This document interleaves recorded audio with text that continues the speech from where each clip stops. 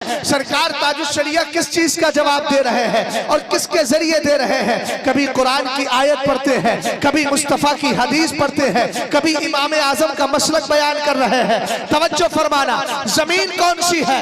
जमीन वही है जहां ताजुश शरिया आराम कर रहे हैं। अबे होश के नाखून ले और मेरे पीर की करामत तो देख। हजरत इमाम आजम जहां आराम फरमा रहे हैं, आपने अपने इंतकाल से पहले वहां 40,000 बार कुरान पाक की तिलावत की थी।